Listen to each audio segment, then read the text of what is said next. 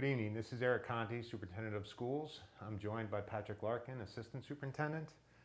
We're here for Parent Forum to discuss some of our plans for the fall opening of school. Our plan is to have more of these meetings every week, and we'd like to thank BCAT for setting us up and filming us. So Jen Dodge and Robert Paris is directing tonight. So I want to make sure I thank them. And again, our plan is to try to do weekly updates using BCAT so the content can be viewed again and again if people miss some things tonight. A lot of this information was presented at the school committee meeting on Tuesday night, but we've received more guidance since then, and we've made some changes in response to feedback since then, so there will be new content, and we will try to indicate when we are presenting new content just so that people can keep track of what's new and what's changing. We have been receiving questions and feedback actually for many weeks, but it's really the volume has picked up since the school committee meeting. Patrick will be monitoring the Facebook feed tonight. We're keeping track of all the questions. If we don't get to questions live or can't answer them, we'll certainly keep them. We're keeping a bank of all the questions. We're starting to organize them. Many of the questions are falling into common categories, and we're organizing them in those categories. And our plan is to put out a frequently asked questions information sheet with those questions and answers in the future. There will be situations where we can't answer questions right now, and but I think those are still important questions for us to have because they're guiding us in a direction that we may need to answer in the future. I'm seeing the Facebook feed, and the audio just came on, so there were a lot of messages that there were no audio. So now we're on. Now we're on. Do I need to start again, or? No. Okay. Keep going. Keep going. Okay. So again, I think we received over 100 questions on just since the school committee meeting, so please keep the questions and comments coming. One of the comments that we sometimes get is that people say there's another district that is doing something better than we are, and again, I appreciate that feedback. Please include that district's name because we have sort of no pride in ownership. We'll certainly call them and ask about what they're doing. We are talking to our colleagues almost daily. We're sharing information. We're all trying to problem solve this together. So we're all very aware of what other districts are doing, but if there is a district that someone has uncovered that is doing something different, then we would happily call them and ask how we can do that. Our goal from the beginning has been trying to maximize the time that our students can safely be receiving in-person instruction from their teachers, while also keeping our teachers safe and our staff safe. And so that's our goal from where we are. And please know these plans will evolve. Where we are at the start of school may be different than where we are in October. We could be expanding the number of in-person days in October. We could be expanding the length of day, or our buildings could be shut down again. And I think the virus is going to be what determines how we expand or contract the in-person instruction. So with that, Robert, if we could have the first slide. This is not very sound pedagogy, but we're going to go through a lot of content. So timeline, where we are and sort of where we're headed is we released guiding principles in June. The guiding principles we'll go over, but they're really meant to help us make decisions or decide a particular direction. And we wanted to be sort of public and transparent about what our values were in this process. We've done some initial parent and staff surveys because when the state released their initial guidelines, which was also at the end of June, they were requiring all districts go through what they are calling a feasibility study just to see what's possible. And a part of that feasibility study were for the districts, a responsibility for the districts to do some initial surveys of parents and staff. So that was part of that initial feasibility study. And again, We needed to complete the feasibility study, and the priority in that feasibility study was to look at in-person instruction first, and so that's what we've been doing. Our 3 draft plans, our frameworks that resulted from the feasibility study, are due on July 31st to the state. We've had teams of administrators and teachers translating the guidelines that we received into reality, because the guidelines still have to apply to a real student day, and we have to make sure that we have schedules that work. We have really this week and into next week, we're starting to get some initial parent feedback through school councils and PTOs. I want to thank parents who've come in or online and participated in providing feedback. A lot of the parts of returning to school are so school specific because of the enrollment age, because of the age of the building, because of the configuration of the building, that a lot of the work has to be done at the school level. There are some district things that we need to also consider, and we'll talk about that later in the presentation. We received health protocols on the 24th, so relatively recently. What happens when someone tests positive? What is a family's responsibility? Those type of protocols, so we'll be putting that information in a digestible form and getting that to families. We needed to initiate a district working group. Now that we have some draft plans that are workable at schools, we need some support answering questions that have been generated from these school work teams, and also communication has just been a huge need, and we need some help with communication. Again, our plan is to have these weekly conversations, but there's going to be lots of communication that's happening in between. We had a school committee meeting on Tuesday. Again, our parent forum this evening. And just to show you how dynamic the context is, we received our transportation and facilities guidelines yesterday, and we added some information on transportation to tonight's presentation. And the facility stuff we are still getting through and trying to digest. I think early next week, we've been told that we're going to receive the remote instruction guidance from the state, which is going to be very different than the remote instruction guidance we got in the spring. And then we were also promised guidance on specialist courses, art, music, band, and athletic guidance next week. So we have yet to receive that guidance. When we receive it, that may influence some of our planning moving forward. Robert, can I have the next slide, please? So again, our guiding principles, I just want to read through these quickly.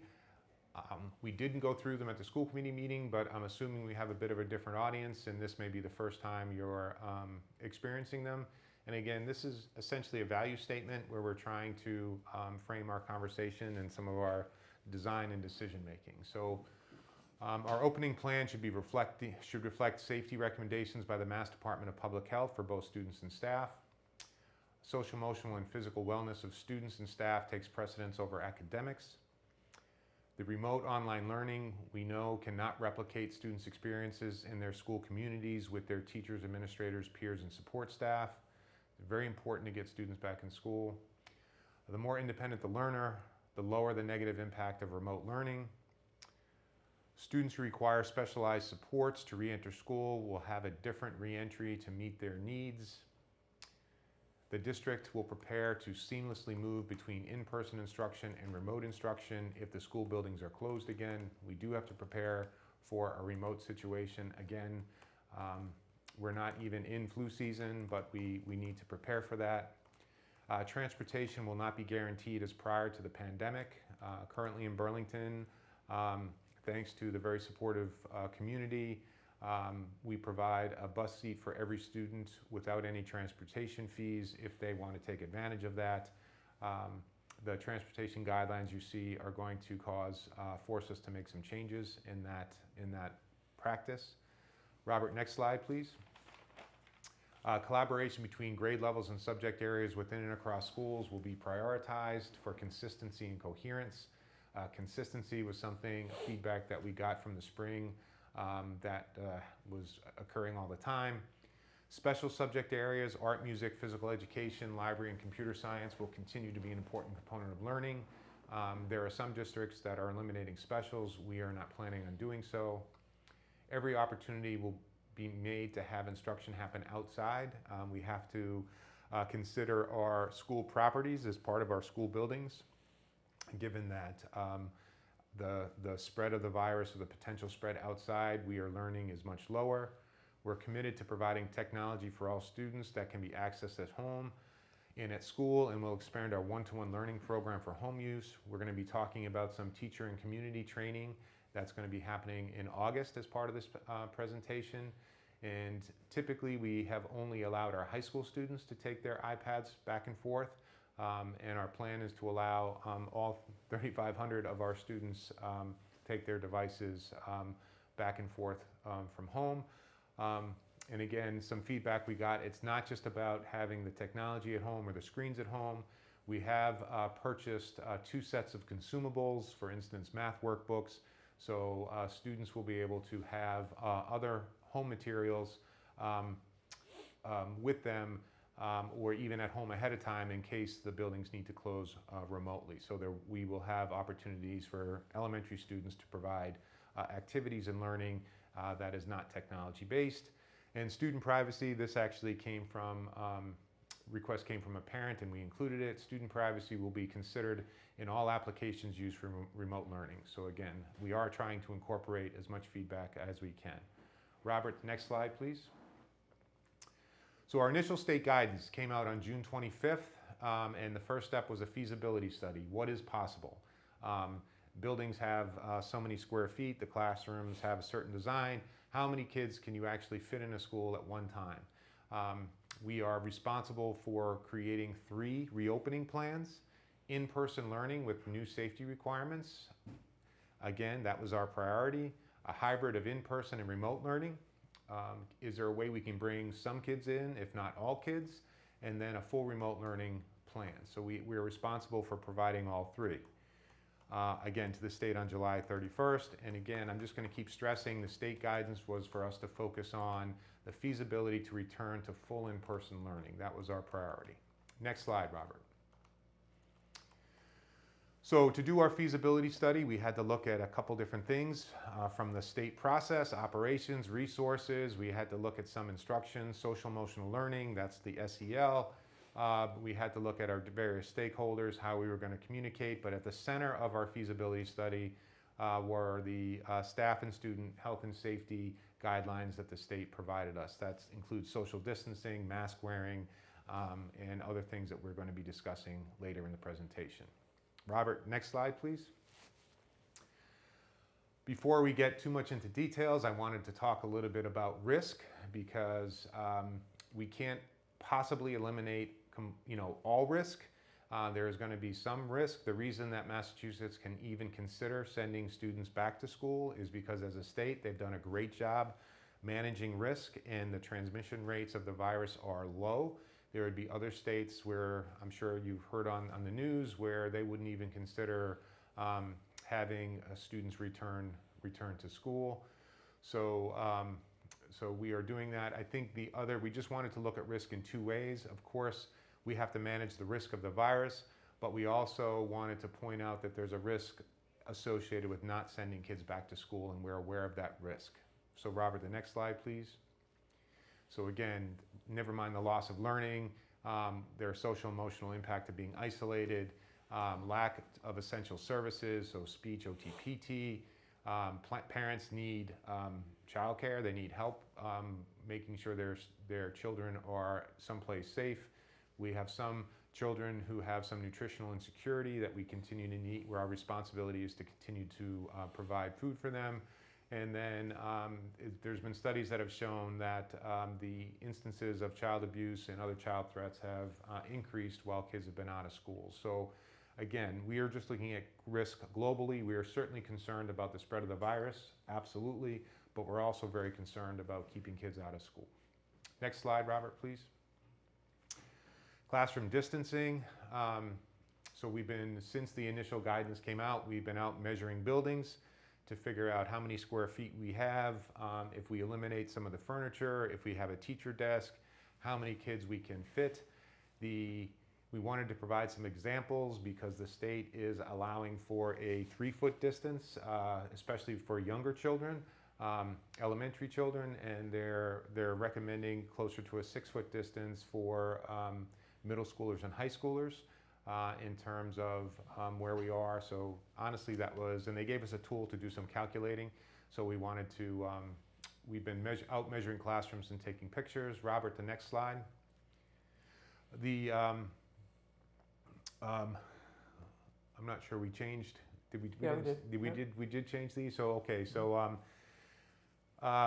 superintendents have been sharing these pictures across districts, and I have a big folder of pictures. And I actually put pictures from a different district in my presentation to the school committee. So that was my mistake. These are Burlington classrooms. These are elementary classrooms. So if we were looking at 6-foot distance examples, what we were finding is we could fit 15 students in most of our classrooms at 6 feet at the elementary level.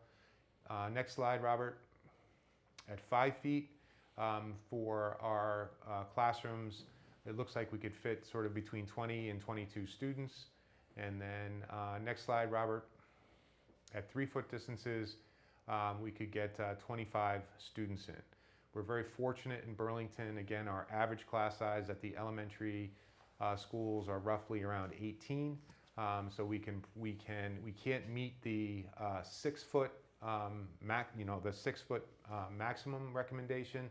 We can certainly beat the 3-foot distance, and we're going to be somewhere in between. We have 2 grades: 4th grade at Fox Hill, 4th grade at Francis Wyman, where we may need to create an extra class just because their class sizes are, I believe, 21 or 22, slightly bigger. So next slide, Robert.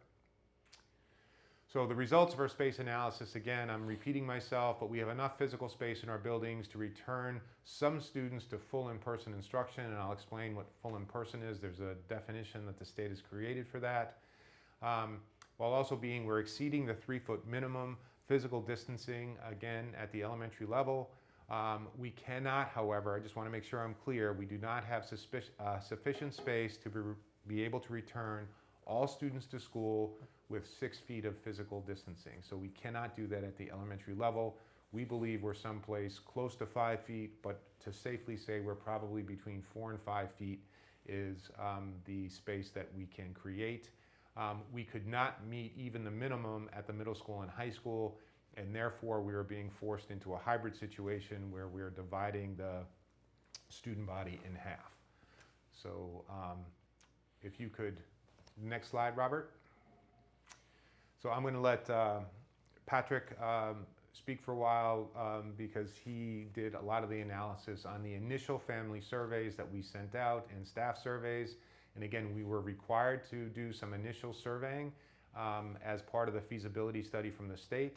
I'm saying initial surveys because no doubt we are going to need to send out more surveys as our plans get clearer. So with that, Patrick, I'll stop talking for a bit.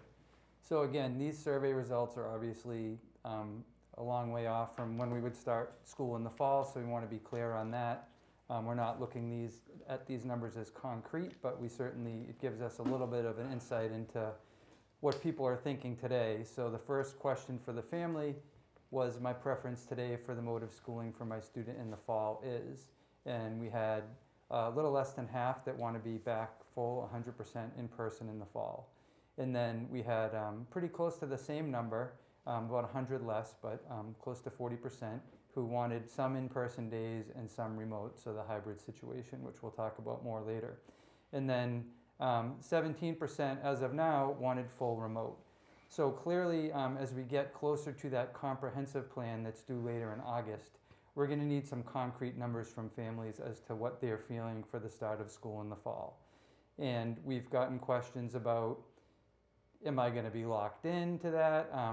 We're going to talk about that. I don't think there's any way we can lock people in permanently to your decision.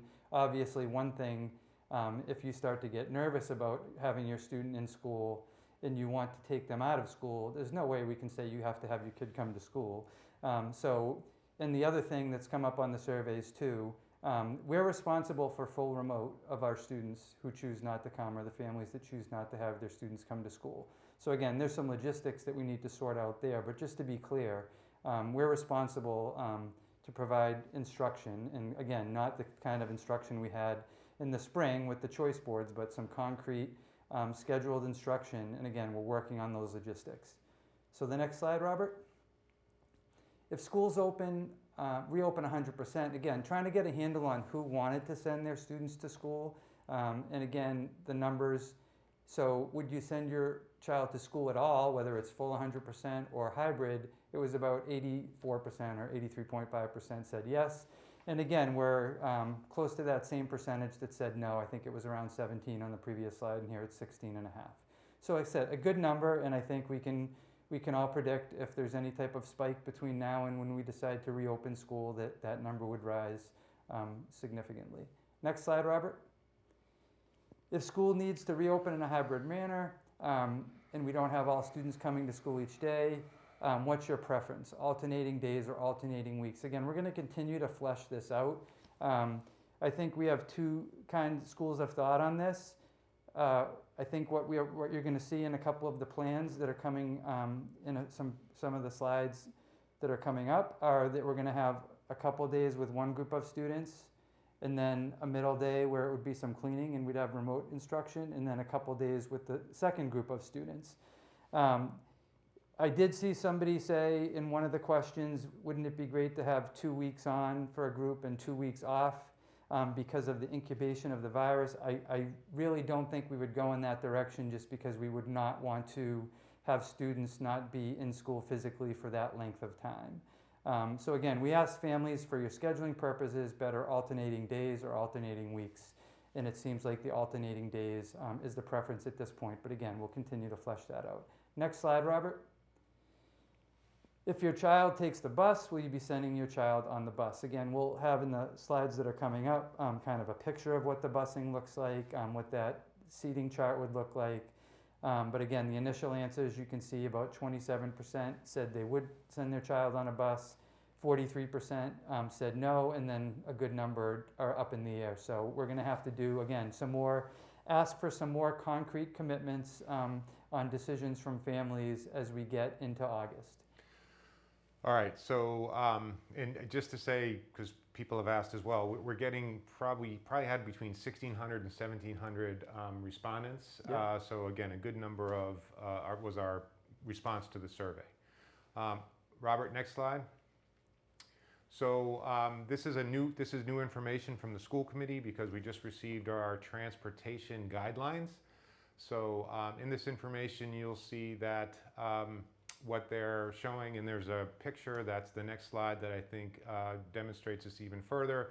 If we have a 77 or 71 passenger bus, the state is going to allow us to put 23 passengers on that, 1 student per seat. So basically our buses are going to be running at between 30 and 40% of their capacity.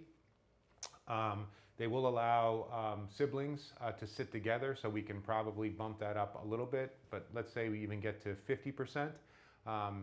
We're still going to lose a significant amount of our bus capacity.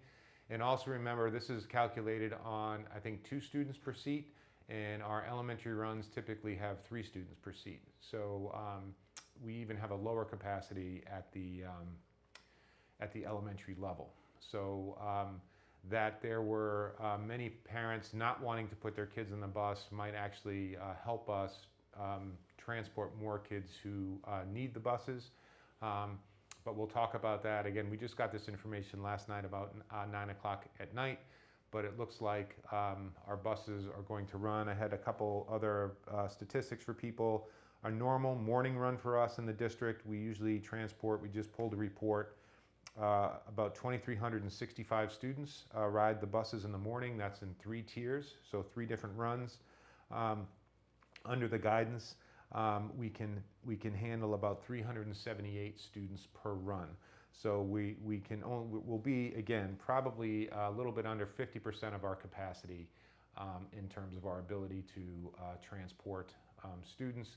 So transportation is going to be focus of some of our upcoming work. Robert, next slide. I thought, again, they provided this graphic. I thought it might help people see. If you count for the driver, they do want us to attempt to put a monitor on every bus. That is optional.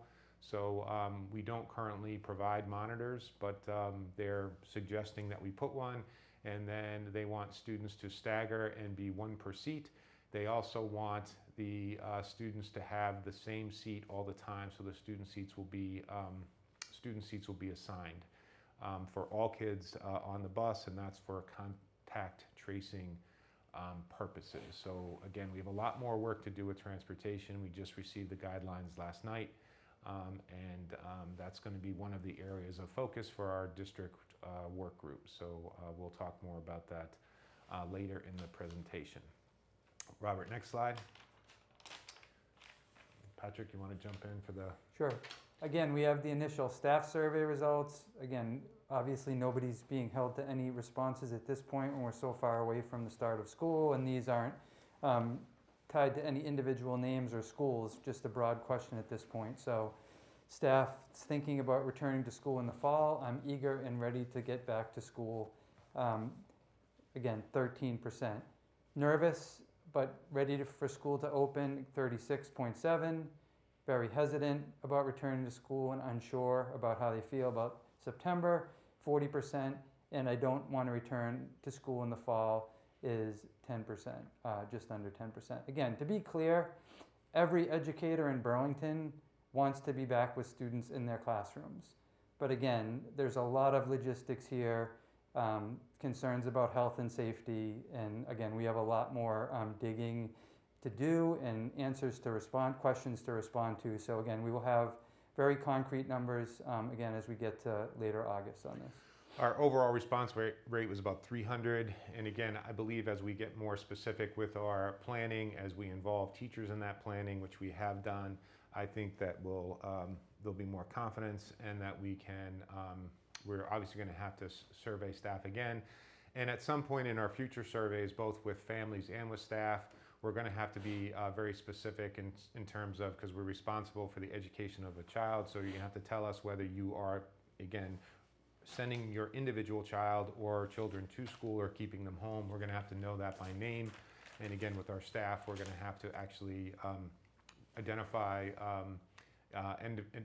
individuals. Obviously, we won't do that publicly, but we're going to need to know who's going to be where because they're the heart and soul of making any plan that we have work. Yeah, and people have asked about class lists, which again, this is just a new scenario that none of us have been through. Obviously, those are going to be later than you've ever seen, and we need to figure out what students are coming in, what teachers are going to be able to come in before we finalize any of that. Comment was made at the school committee meeting. If a greater number of parents choose remote learning and keep their students home, and we have fewer students in the building, then obviously the social distancing that we can accomplish in our buildings is greater. So, because we would have fewer students in those buildings, but without placing the students in individual classes or knowing who is doing that exactly right now, which we'll probably need to learn in the next few weeks, we wanted to look at the feasibility study as if all students reported to school. Next slide, Robert. So the results from the feasibility study is we believe a full return as defined by the Department of Elementary and Secondary Education is possible in elementary. The definition by the department is that we are not splitting the class. So we are saying all students can return. It's not about the length of days, because some people are telling me it's not a full return, or they were commenting if the day isn't as long as it always is.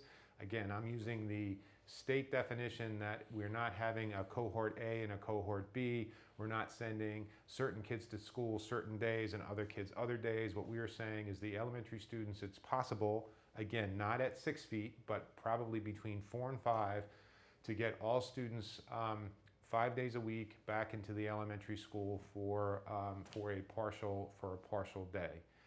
That's considered a full return. Hybrid, we need hybrid scenarios at our preschool, at middle and high school levels. We can't meet the minimal social distancing space given the number of students, given the classrooms that we have available and the space that we have available. Someone asked if we could send students to other buildings that aren't being used, the public library, any commercial space. I think sort of all those are great ideas. It's all possible, but it's not just about sending the students there. We would need then teachers to teach those students. So if we divide a lot of the classes or split the classes, we still need then 2 teachers to do some of that instruction. So we'll continue to look at creative solutions, but we feel that we can safely meet our state guidelines in a hybrid capacity. That means we're dividing up the student population at pre-K, middle, and high school. And then all levels, pre-K, elementary, middle, and high school levels, we need to put together a remote instructional plan. Again, that looks very different than the remote instructional plan from the spring. Our remote instructional plan in the spring, although many people gave us some negative feedback about that, did meet the state guidelines. We are going to be receiving new state guidelines on remote instruction for the fall, and the new guidelines I think are going to reflect some of the changes that parents wanted in Burlington, and parents I think across the state wanted, which would be sort of more consistency, more content, grading, more feedback of student work, and more live synchronous teaching by teachers. And again, just to remind everyone, we are required to submit 3 plans at all levels: a full return, a hybrid, and a remote. So even if a full return isn't possible, meeting their safety guidelines at the middle school and high school, we need to explain to the state why we can't do a full return. And so we have to submit sort of a full return report, and we have to report on all 3 plans. Robert, the next slide. PPE status, we received some questions about this. I did present this information at the school committee meeting. We feel we are prepared in regards to the personal protective equipment for the first 12 weeks of school. So we have 2 disposable masks per staff member per day. We have 1 disposable mask per student per day. And again, parents are expected to provide masks to their children, but we have some if students forget it, if it's damaged, if it's ripped. We will have masks available. We have additional PPE for our nursing and special education staff and some of our therapists because they are required by our guidelines to wear gowns and face shields in addition to masks. We've purchased 550 smile masks. Those are masks that have a clear panel so students can see their teachers smile. We feel that's really important for elementary students. Actually, it's important for all students because our teacher smiles are one of the ways that they convey their strong relationships with their kids.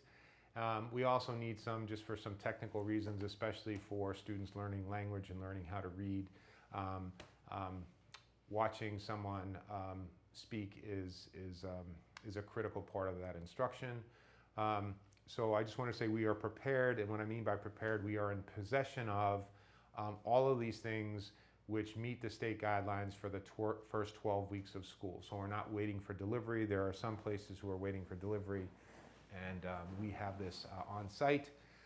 We are in the process of identifying and equipping separate isolation spaces in every building. Again, as part of our guidance, we need to have an isolation space in all of our educational buildings.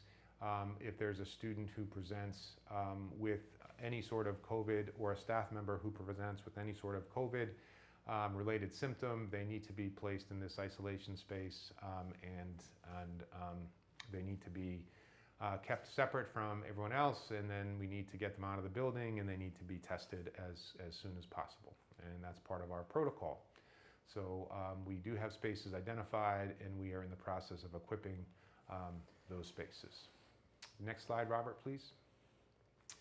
Want to go through some draft plans. Again, we've made some changes since the school committee meeting. So we'll go through these plans now. And again, all these slides are going to be posted and available. So I know some of them are really busy. but we're trying to provide as much detailed information as possible. So if you go to the next slide, Robert.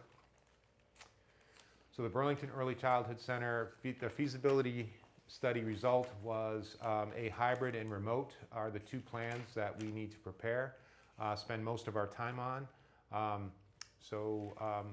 This information is largely the same. I did have to make one addendum. So special education students in the early childhood program are every day, every week.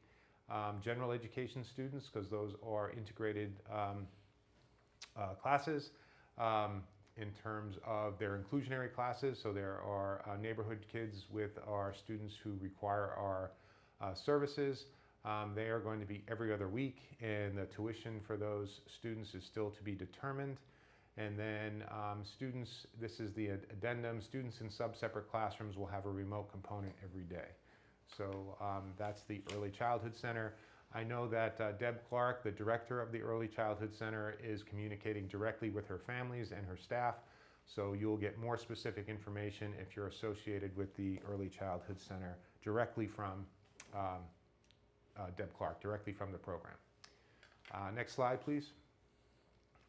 The draft elementary schedule, again, I want to stress draft, is what we came up with. The feasibility result was a full return, again, as defined by the department. That means we're not dividing the students in any sort of way.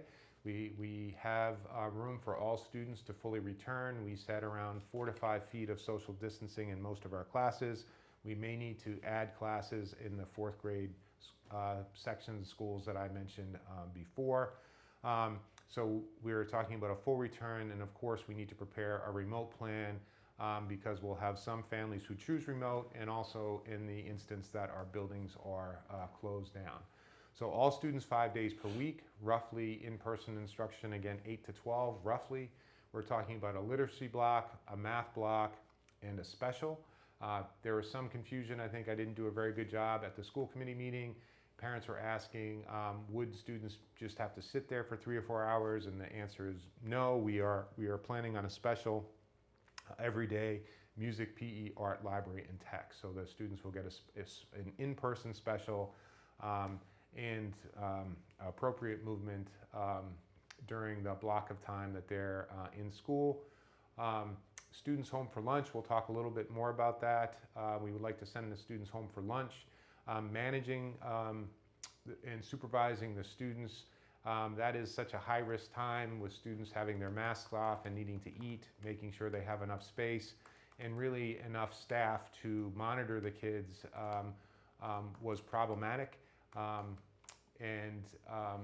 think we looked at some models of doing that, and it was taking sort of 2.5, 3 hours just to get through the feeding process, and it was really eating into any in-person learning time. It was really disrupting the learning day. So we felt it was more efficient and better for learning if we could send the students home for lunch, and then after lunch do a remote lesson in social studies and science 4 days per week. We still need an afternoon, most likely on Wednesdays, for deep cleaning and teacher meetings and collaboration. We felt having a remote component to the day would put us in a good position in case our buildings closed again. We would again, those remote components would already be in place. And then what we were talking about in process is having a district-based remote team at the elementary level, because if we have, say, 200 students who need to be educated remotely, we need a team in place to educate those students. May not be a teacher at every grade level, but we would certainly have an early elementary teacher. We would have we would need to provide a team to make sure we were delivering content. We don't feel it's possible for teachers to be preparing lessons and teaching in person and also delivering a full remote teaching day concurrently. That's sort of 2 full-time jobs at the same time. So we would need to address the full remote team moving forward. We added some specificity from the school committee meeting. So the next slide, Robert. just to look at this visually, so we tried to lay it out. This is not any particular school. This is sort of a generic schedule. Someone commented that the times look shorter at Francis Wyman. That would not be the case. We just need to, there might have been a typo in one of the, some of the material. Because Francis Wyman is so large, we have to do a transportation tier currently for Pine Glen, Fox Hill, and Memorial together. Francis Wyman has always been on a slightly different schedule because we don't have enough buses to do all 4 elementary schools at once. So the days would be equal in length. They just might be staggered slightly depending on the transportation schedule. So you can see we've had to build in arrival and hand washing. The arrival and dismissal of students is something that still needs to be planned and carefully planned, because we have guidance on how to bring students into the building and have them dismissed safely. And then you can see the dismissal.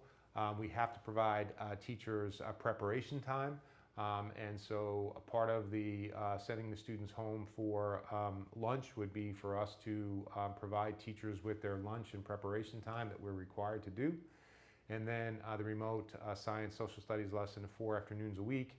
And then teachers would be available to help some students if they needed to after that. So we're really planning on providing a very structured day. Just some of that day would be at home, and the day wouldn't be completely occupied by trying to manage lunch initially. That does not mean if we get back and the first few weeks go smoothly and we figure out all of the routines, if we figure out how the kids are arriving and they're dismissing, if we can figure out how the hallways work, if we're confident that we're delivering that in person safely, and we feel then we can feed the students or add lunch, we will happily do that. This isn't about sending the kids home. This is about trying to focus on what's most important initially and then adding lunch. So it could very well be that the lunch is added on October 1st if, again, the virus continues to decline. But it's just as likely on October 1st our buildings could be shut down again, and then we would be delivering full remote. So we're trying to leave our options open. And I also want to just add, obviously the mask breaks aren't showing on that schedule, which there obviously would be. That's the academic time, but they would be built into different places each day to make sure that the kids are getting those breaks. And our teachers are getting those breaks too. Correct. So I think we'd have to do mask breaks for everybody, and the mask breaks, they're encouraged that the mask breaks be outside. So again, someone mentioned we don't have recess. We don't have recess identified in the schedule, but the plan is to have students, again, outside as much as possible, and that's when we're encouraging mask breaks. We have purchased lots of portable awnings and tents, and we're going to start to set those up next week. We're just trying to get a feel for providing some outdoor space for students. Another thing, just while we're on this slide, I know a lot of people asked about why is science and social studies always remote. So that's the given time that those subjects will be focused on, but I do know that our coaches all work together across curriculum, and we'll be looking for opportunities as well to do multidisciplinary options, to fit some social studies into our literacy standard and science, and some of the science may cross over into math. And another question came up in the feed about, social studies and science in kindergarten. Again, these things are built in, but there's not a separate block of time for that typically. We know we're going over curriculum very quickly. We know we have a tremendous amount of work to do in terms of having our curriculum work, and we're trying to build some time for that in the calendar of the school year, so we'll talk about that in a future slide. Robert, next slide, please. Middle school, again, we've made some changes in the middle school since the school committee meeting. So the result of the feasibility was a hybrid and remote, or where we should spend our time. Again, hybrid meaning that we're going to need to divide the student body. So we're looking at a split schedule, groups A and B, with 2 in-person days per week, and a third day with a morning remote, and then afternoon meetings and cleaning for teachers. Again, we're discussing Wednesdays because it's a great break in the week and allows us to do a cleaning. But again, we can probably have some flexibility on that days. And then day 4 and 5 for each of the cohorts would be remote. So 2 in-person days and really 2.5 remote days at the middle school level. The plan introduced at the school committee meeting had the students going home for lunch. The change in this is that this keeps students in for a full day, so a sort of 2 full days, so it matches the what the high school is proposing, which we'll get to in a minute. There needs to be a group C, and some of the students identified in a group C are going to be able to attend additional days in person. They could probably go up to 4 or 5 days in person because of their special learning needs. And we're currently working on matching the high school schedule, as I mentioned, with the middle school schedule. And so the AA, AB, because the middle day would be remote, and then the BB would be second cohort in person. So again, and then it would reverse. There's been some talk, and I think it's gaining momentum about alternating each week so that holiday Mondays wouldn't impact one cohort more than the other. So again, it would be, if you think of a 5-day week, it would be cohort AA, then the remote morning, then cohort BB. We'd start the next week, then BB in person, the remote AB, and then AA. So once we get started, teachers would see a cohort of students for 4 instructional days in person in a row. And hopefully that would break up some of the Monday holidays and allow more continuity of instruction. Next slide, Robert. Again, we tried to show this. This is, again, I just want to stress that this is a draft. This was the newest model, and again, it's been evolving since the feedback from the school committee meeting.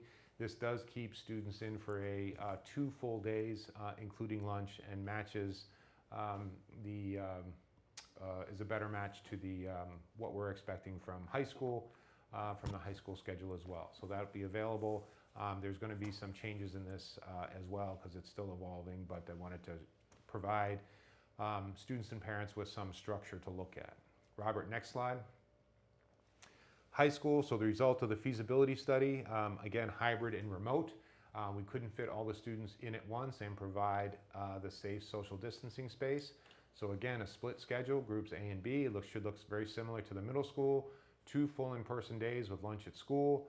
Day 3 would be a morning advisory, again, afternoon meetings and cleaning. And days 4 and 5 would be 2 remote days.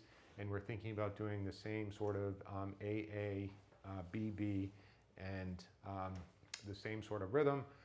As the middle school, just like the middle school, there needs to be a group C for students who can attend additional days as required by their specialized learning. So that will also be in place. And then we're working on a school split that matches the middle school to try to keep families together. So what do I mean by that is one of the ways we're looking at dividing the classes alphabetically, and that would allow us to do that. There's going to be some, needs to be some manipulation of that because we need to try to have the sections, the number of courses balance out. And if that doesn't balance out alphabetically, then we're going to have to figure out how to do it another way. So I just wanted to show an example. This is, again, a work in progress. Robert, the next slide. So what the high school is talking about doing, I'm just trying to be as specific as possible. So if you talk about a day 1, which would be a Monday for cohort A and a Thursday for cohort B, high school thought it was best to not run 7 short periods every day, but do 71-minute classes with 7 minutes for passing and hand washing between each class and a 30-minute lunch. So if you look at, again, a proposed day, you would have homeroom. Day 1 would be period 1, period 2, lunch, period 3, period 4. Next slide, Robert. Again, day 2, Tuesday for cohort A, Friday for cohort B. Again, period 5, 6, lunch, and then period 7, and then an advisory. So those would be the 2-day in-person schedules, longer classes, lots of, I think, in-person time, better opportunities, I think, for depth and depth of instruction. And again, the rotation would probably be AA, again, remote, BB, and then we'd start with BB, remote, AA. So again, we would have the opportunity to mitigate the impact of any holiday Mondays. Next slide, Robert. Since the school committee meeting, again, we've added this. We've looked at the after-school program. A lot of the feedback from parents was about trying to extend the elementary day, or the shortened day would cause some hardship. We currently have around 440 students signed up for after school. After school can't look like it did in prior years, and technically the after school program falls under a different set of guidelines than sort of the public school guidelines, but we still have to make sure that we're aligning that. So again, when I'm saying this is a possibility, it's something that we're looking at. Space is at a premium in our schools, but again, we still have a lot to work out, but this might be one area where we can involve some parents and teachers in our planning. Again, would be to look at the after-school program, and again, this is kindergarten through 8th grade.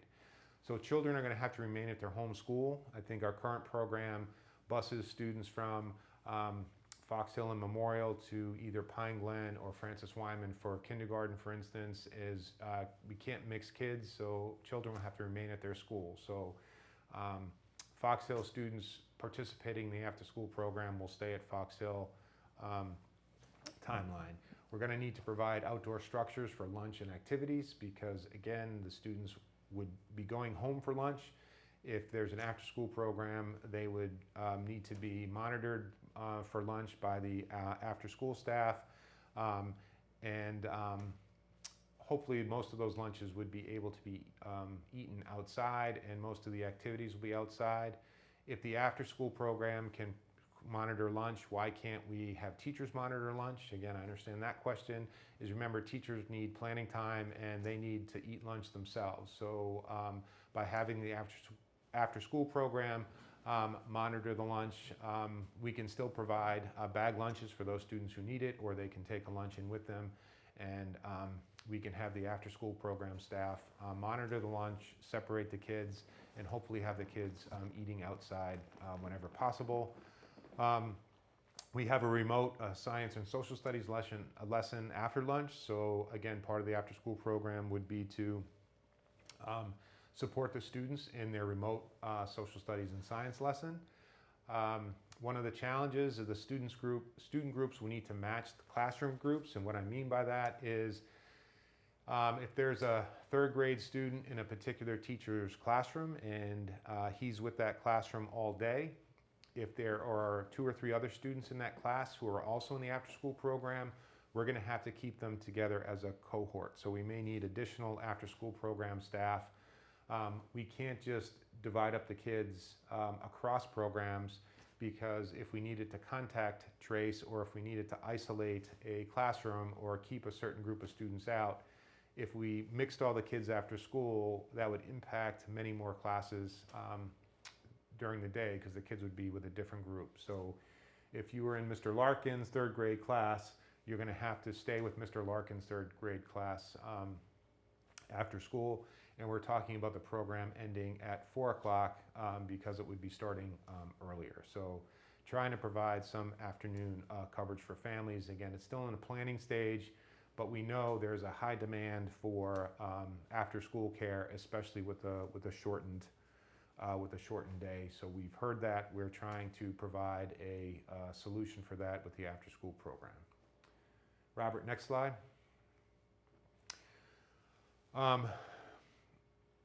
You want to do some of this? Yeah.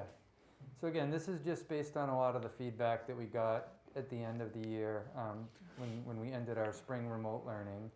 And again, this is feedback we heard typical across the state, but in Burlington, people are looking for more structure, consistency, content, and feedback.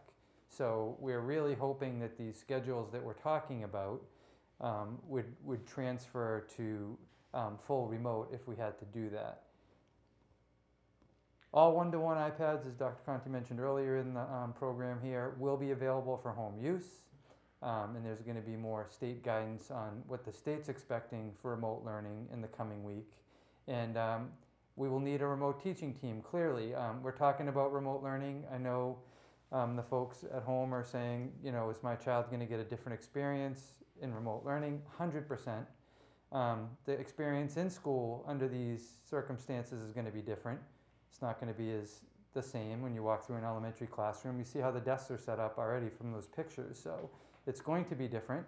It's not going to be the same. Our teachers aren't in love with coming into that scenario. If you've ever walked into an elementary classroom and see the way groups move around to stations, those things just aren't going to be possible under the current circumstances. So again, our remote teaching, we'll ramp it up and do the best job we can, and obviously have a lot more details on what that will look like in the weeks ahead. So that's, again, a lot of it's unknown, but we do guarantee there will be more structure. There'll be a regular schedule. There'll be feedback to students, and it doesn't say it on this slide, but I know particularly at the middle and high school levels, there will be grades, which we didn't have in the spring. So again, just a point I want to make clear that if you're a Fox Hill parent and you choose remote, it may not be a Fox Hill teacher who is providing that remote instruction. We're going to try to, again, match up the teachers where we can. It's going to be almost impossible to have a teacher planning and preparing in-person instruction 5 days a week, a remote lesson in the afternoon, and providing that remote instruction to students at home. There are some possibilities that we're looking at, but we still need further conversations on that. There was a teacher idea I just wanted to mention, is that if the buildings are closed and we do go full remote, could they deliver that remote instruction from their classroom as an option? And I think that was a very attractive idea for us to try to keep our buildings open. Again, might not be safe for students and teachers to be together, but if a teacher could go in, we could certainly provide a social distancing space, and then she would have access to all her supplies and materials and the internet from the school district. So again, that's a real possibility. Robert, the next slide, please. Go ahead. So the upcoming teacher and family training, this is something, again, we've gotten a lot of feedback. One of the things we clearly overestimated, and this isn't meant as to be critical of families, is just how easy it would be for you to understand the different tools that we use with our students when we have them in the classroom. So a couple things here. We're going to try to limit the number of tools that are used, especially if we're remote, to try to have teachers on the same formats, so families won't have to deal with one format for one student and one for another. For example, Seesaw at the elementary will be a foundational tool, and with that in mind, we'll start to do some family trainings in mid-August on these tools. Our tech team is already working on a schedule, so that'll be coming up in the weeks ahead, and also talking about the different apps that we use on the iPads, just so you'll be aware of what they do, and you'll learn a lot more probably than you have in the past about what the kids are using as far as technology in the schools. Also, we'll talk about access, how you can access these through our portals like Clever and the Google accounts. And the focus will be on the one-to-one iPads, which again, we said twice already, but again, will be available for all students.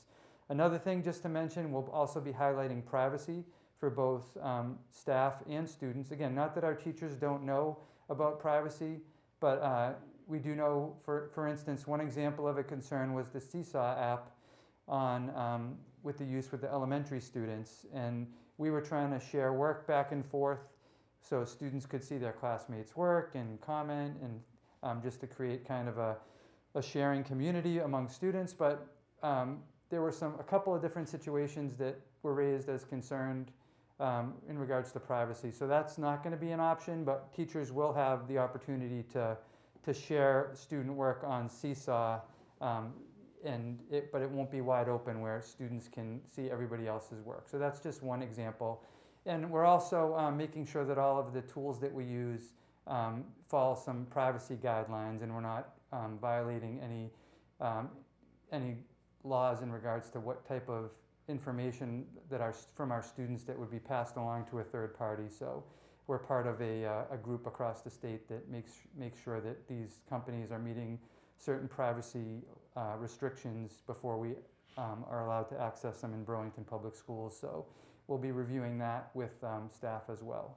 So again, first week of August, we'll have some staff trainings available. Again, teachers are on the summer break, but I know a lot will access. We'll also, one of the nice things about the training of the staff sessions is they'll be videoed, a lot of them, so teachers can access them when they have the opportunity to do so. But we'll also be focusing on some of these foundational tools when we come back in August officially with staff. And again, please stay tuned for the dates, the mid-August sessions for families. And we're going to have a lot more support for families, talking about a phone line you can call into during the school day if you're a remote parent, to try to get some quick feedback and things of that nature, just to give you a lot more support with these tools. Robert, next slide, please.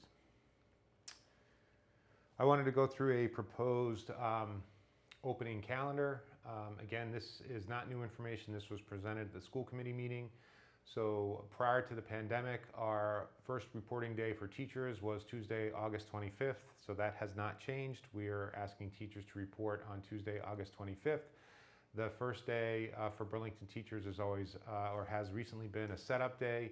And so they would report to their buildings and set up. The setup requirements that we feel are going to be needed this fall are going to be much greater than they have been in the past. So what had normally happened was the next 3 days, Wednesday through Friday, August 26th through 28th, we typically had a district-wide professional development conference for teachers. We are not bringing all teachers together in an indoor space, obviously, so we are going to change that conference to allow teachers to be building-based those 3 days for professional development and then preparation for arrival of the students, again, setting up their classes. So we're saying the first 4 days of that week are really going to be teacher-based, building-based for teachers. Then Monday, August 31st, which was to be our first day of school, through September 3rd, which is Thursday. Again, we don't have school on Friday, is the Friday of Labor Day weekend and Labor Day. So we want to have some in-person instruction for identified students. There are students who are going to need to be introduced to a very different looking school and to be felt comfortable and to, I think, get some very individualized attention. So there are going to be some students starting on August 31st, and we'll be sort of contacting those students and those families. We're also going to ask our teachers, especially our elementary teachers, to remotely contact their students and their classrooms and talk to families, almost like having a parent conference prior to the start of the year. What's making this fall, one of the things that's making it more challenging than the March closure, is that in March our teachers already had established relationships with their students and their families, and relationships are the key to learning, and our teachers are just so fantastic at it. We're going to be starting a fall where those relationships don't exist, so we need to make sure that we are in this new environment providing opportunities for those teacher relationships to exist. And I also think that's why it's so important that we try to get students into school. And I know there are parents who are wanting a full remote, and again, it's certainly your prerogative, and I understand that, but we need to try to grab as many in-person days as we can.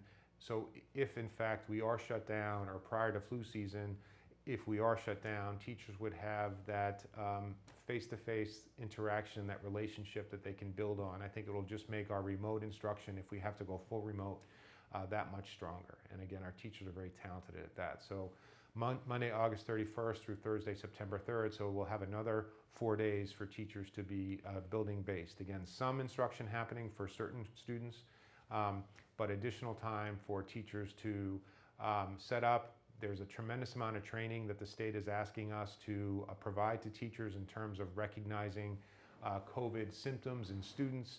They're going to need to learn new traffic patterns, new arrival procedures, new dismissal procedures. And I know that all sounds simple, but managing hundreds of students safely in this environment is going to take some time to prepare for. So what we're saying is we'd like to have the first official day for students be the Tuesday after Labor Day, September 8th. We were also thinking during that week of August 31st to September 3rd, we need to work with the transportation company to we might need to redo some bus routes because of the limited transportation. And even if we don't, we're going to have to, I think, run some buses, have some families and students hop on the bus. We're going to need to show them where their seat is going to be, their assigned seat. And obviously this is for our younger students. We're going to need to practice how to get on the bus and where to sit. And I think that's going to take some time for us to do safely. I think if we are cautious, the better job, the safer job we do of starting school, the more likely it is that we're going to stay open. And I think that's our goal, is to try to keep the buildings open. So Can I ask a question on that slide? yeah. There's a question about when would kindergarten first day be? I think kindergarten first day we try to do September 8th anyway, which is Okay. really where it would have been. They typically Right. start a week, the Monday or the Tuesday after the regular students start. So it would be the first day for all students would be September 8th. Next slide, Robert, please. So the next steps, we're beginning to receive more and more guidance from the state in different areas. I think we completed our feasibility study, which was a requirement, what is actually possible. Our principals and our teacher teams have, again, translated the health and safety guidelines into some potential schedules to make it real. I just didn't want to present to you tonight what the guidelines were without sort of trying to explain or show the impact on what an actual day would look like. So hopefully that's one of the things that we accomplished tonight. But now we need a district working group because we have lots of questions that we need to answer and work through together, lots of situations that are district-based that we probably need to solve. And we certainly need some help communicating, because this is one area that I don't think we can communicate enough. Even if Patrick and I do this weekly, I think if we have parents directly involved in the work, that is going to help us with communication. Again, our initial planning models are due to the Department of Ed on July 31st. That doesn't mean any decisions are going to be made. That just means we have to submit our feasibility study, which we will be prepared to do. The state is actually asking us not to make a decision prior to the middle of August. They're saying August 10th, which is a Monday. I just think it makes sense to maybe wait until that Friday. But there's been no decisions made in terms of whether we are going to be a full remote district. I'm just saying we are prioritizing in person, and we're trying to put together models of how the in-person can work safely. And so those decisions will be made in mid-August. And the more details we get, the more surveying we do, I think the better job we do answering questions. I think the more informed the mid-August decision will be made. It is a local decision according to the Commissioner of Education. School committees will be making this decision across the Commonwealth. Again, that's unless the governor steps in and makes a statewide decision. So again, this is a local decision by the school committee unless the governor steps in and overrides the local decision. Next slide, Robert. So the district working group, honestly, besides the Burlington staff that are included here, I've really rethought this. So this slide is probably, I should have just taken it out. Feedback received that union leadership, the teachers union leadership wants to be included. They will be more than welcome. I don't even want to limit the number of people, and we've probably received almost 25 to 30 parents who are interested. We're going to try to use everybody or include everybody as best we can. That doesn't mean that everyone is going to be doing everything, and I'm going to try to explain how we're going to divide people up. If people want to have areas of focus, we can do that, and we'll be matching up the district staff. Obviously, an instance would be the Director of Operations, Bob Cuna, who oversees transportation, will clearly be involved in the transportation group. And then if we're going to talk about lunch services, we have a Director of Food Services who would be there with our representative from our cafeteria workers as well. So again, we're going to try to match up people and then have parent input in some of those areas. Robert, the next slide. So again, we're still going to leave it open. If you're interested, please contact that email address that's there. Again, we're going to be publishing this presentation. People are also emailing me directly or Patrick directly, and again, that's fine as well. We're not going to we're going to try to include everybody in certain ways. So I just wanted to remind everyone that this is an advisory to the school committee. It's the school committee that's empowered by the Commonwealth to make sort of the decision about the plan moving forward.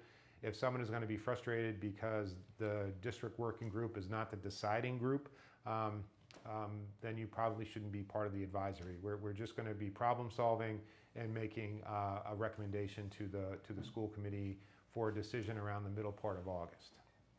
Next slide, please, Robert.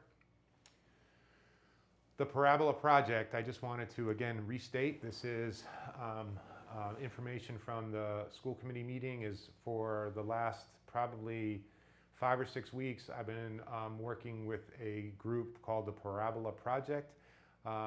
What I felt was really out of my area of expertise was some of the health impact or the health decisions that were impacting school environments and learning. So it's really frustrating to understand how students best learn, but then being limited and how you can design that instruction based on health requirements. And a simple example would be, a lot of the social distancing guidelines at elementary school want students sitting in individual desks facing the same way. And we've worked for years in Burlington to do more collaborative instruction, collaborative learning with kids at tables, sharing supplies. And again, sharing is an incredibly important value for young kids to learn. And now we're telling kids not to share. It's just, some of this is just really disheartening. But again, I needed support. The community needed support, I think, in the health aspects of the decision making. So that sort of spurred my involvement with the Parabola Project. Robert, next slide, please. The Parabola Project is a collaboration between Ariadne Labs and the Learning Accelerator. And again, the funding came from a 1-8 Foundation. So I want to thank the 1-8 Foundation for their sponsorship of these two groups. Again, I don't need to read this to anyone. The Ariadne Labs is a sort of a joint Center for Health between Brigham and Women's Hospital and the Harvard School of Public Health. And they've helped other states and other countries open up their schools. And they're, I think, provided very accessible health information for people like me. The Learning Accelerator is a nonprofit that looks at sort of learning environments, and I felt like the consultants at the state are still using, they were more looking at regulatory issues or other things. I felt like I wanted to participate with just someone who's looking at healthcare and learning. And what I also liked about this project is it's not a one and done. They're going to stay involved, I think, they said for 18 to 24 months, so for a year or two. And again, the initial work has been largely focused on the safety of opening schools, so it's been largely work from Ariadne Labs. The Learning Accelerator group now is beginning to kick in and answer some of the curricular questions that Patrick mentioned moving forward. So Robert, can you move the next slide? I just wanted to explain how we're thinking of using the district group is the Parabola Project process. They are identified principles. And so what we're thinking about doing, and we'll be surveying the people who are interested in serving on this district committee, is seeing if there are principled areas that they're interested in participating in. And that way we can involve more people and we can provide some structure, because I think if we just have too many people and no structure, it just won't get anything done. So the principles of the Parabola Project, again, you can read them, are leadership and culture, risk stratification and prevention, testing and tracing. Robert, next slide. Screening and triage, space layout and air quality.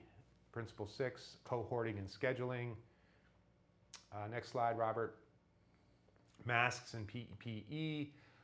Principle 8, hygiene, personal and space, and Principle 9 is density and distance.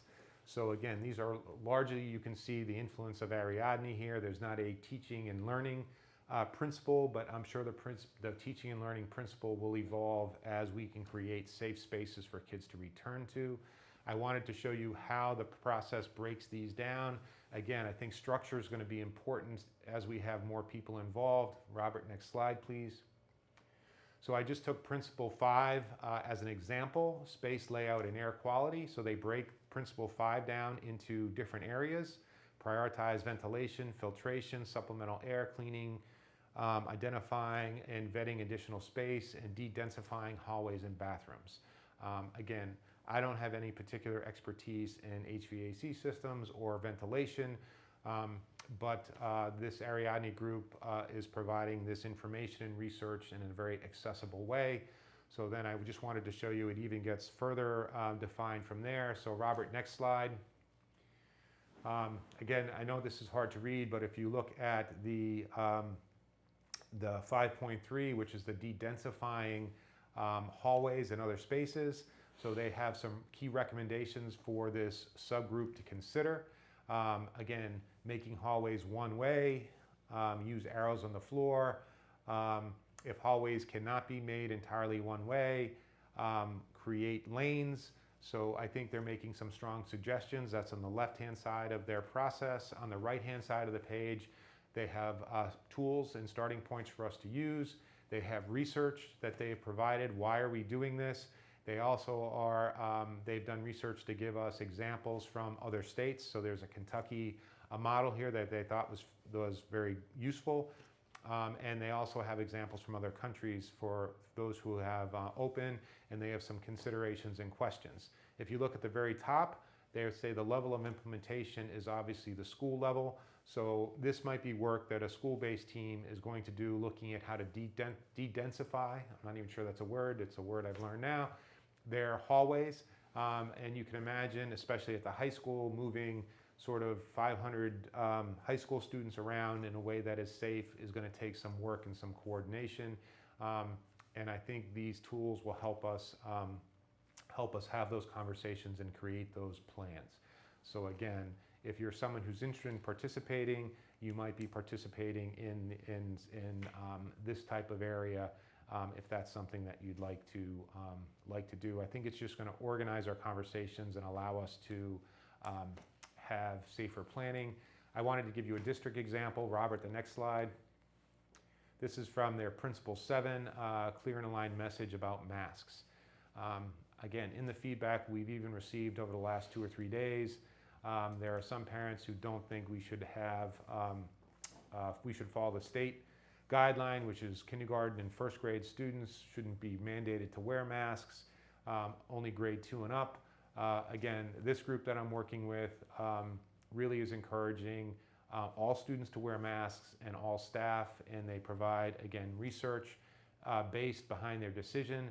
They even are providing, if you see on the right-hand side, there are a child story about wearing masks. They just provide great resources, and I think it would also help with our communication. So, because I think a lot of people get their information from different places, and I think if we can try to explain the why behind some decisions, it may help some people accept decisions that they may not fully support. So that's really what I wanted to talk about with the district team. We're going to try to involve everybody. You're going to be hearing from us relatively soon. The meetings are going to be remote by design, and we're going to try to break people up into working groups and follow a structured process to answer some questions and get some feedback so we're not wasting your time. And then we'll be structuring, again, our plans for a clear and aligned message about masks. We'll be using this process to do that and to inform the school committee. Robert, the next slide, please. And I know you're very tired of hearing my voice, and you've been very patient through PowerPoint, again, which is a very poor pedagogical way of delivering information. 6:30, we've gone slightly over an hour. We've tried to add a bunch of specificity to this. This is going to be the last time that you hear from us. We are keeping track of all of your questions. We're going to be organizing your questions into the different principal areas that you just saw. And we're going to be trying to answer those questions and then posting FAQs. And again, we're going to be coming back on BCAT to record answers and provide other information as they evolve. Patrick, are there any other questions that came in that are easily answered? I don't think anything's easily answered. I mean, Okay. some are obviously. Just want to, I'll take a shot at one. People are asking about the ages for masks, for students to wear masks. So I think our immediate goal is to have all students with masks in classrooms. And I saw a comment in the stream that said, I heard that students that can't keep their masks on will be removed from general ed classrooms. So that question even came up to the Commissioner of Education in the call that we were on this week. Somebody said, you know, what if students can't keep masks on? And I mean, it's going to be a local decision, but I don't think there's a hard and fast, you know, there's different scenarios with any student that might have a problem following a rule. So I think we want to be sensitive to this situation. And so I would never make any all-encompassing statement like that. There's been questions about students going to be temperature checked when they come into the building, and the answer is no, that's not in the guidelines. You can see, again, the schedules that we have in place, and you can imagine how long it would take to scan every student's temperature. We're really relying on parents, and I think there's going to be a new parent handbook we're going to be working on for everybody to be clear. I have a reference point. We'll have another whole session, probably more than one, on the guidelines before we enter school and the expectations, and answer more questions, because we know this is a fluid situation. I've seen questions on HVAC. Dr. Conti, myself, and Bob Kuna, Director of Operations and Principals, we've talked more about HVAC and air quality than I think we ever wanted to in the last few weeks. But obviously, that could be another whole show or part of a show, what we're trying to do there. And as people in the chat have alluded to, like, all of these additional things bring costs. So we're trying to balance, like, get everybody back with costs. You know, we already have a budget was approved by the town, and a lot of the PPE and things that we've been fortunate enough to obtain weren't necessarily in that budget. No, so again, I think we're also trying to walk a fine line in terms of what's realistic. So if you go back to the transportation dilemma, if our bus capacities are cut in half, we're not going to double the number of buses we have to make up for that.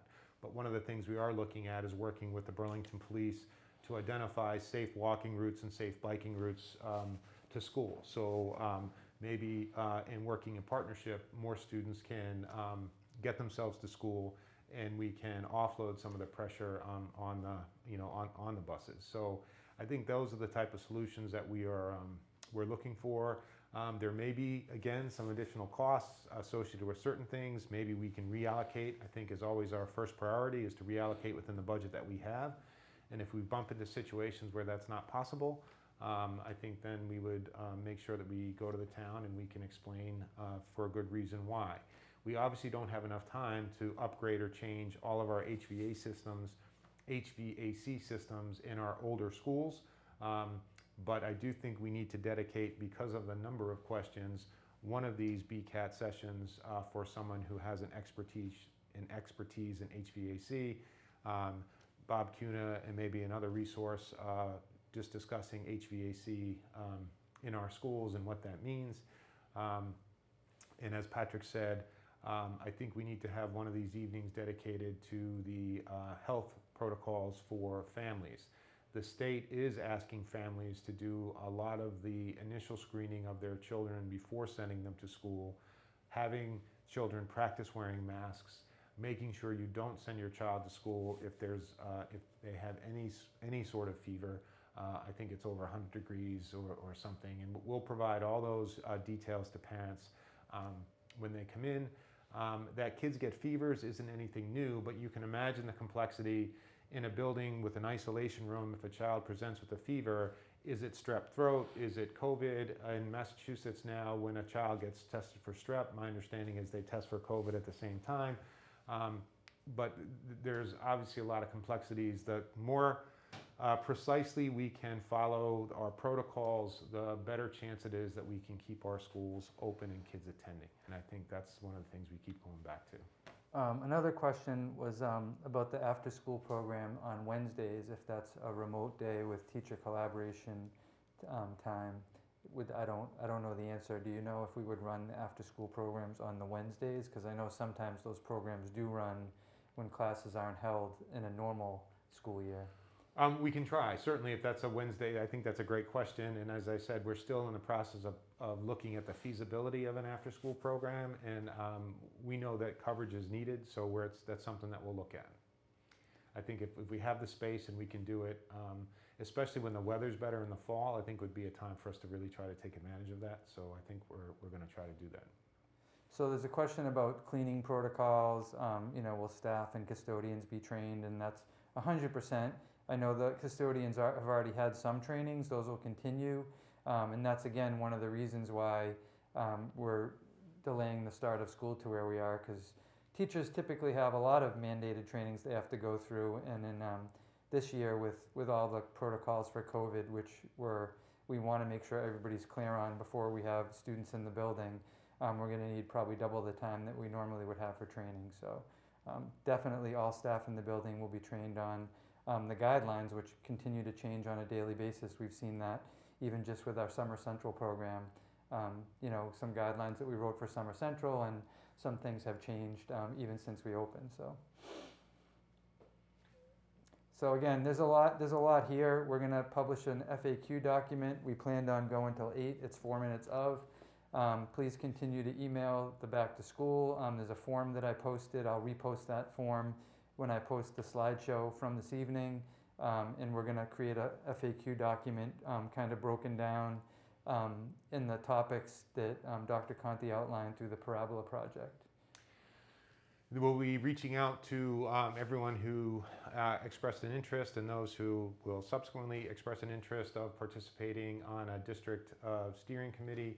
And again, we're going to try to organize you into interest groups and then have some structures to have those conversations.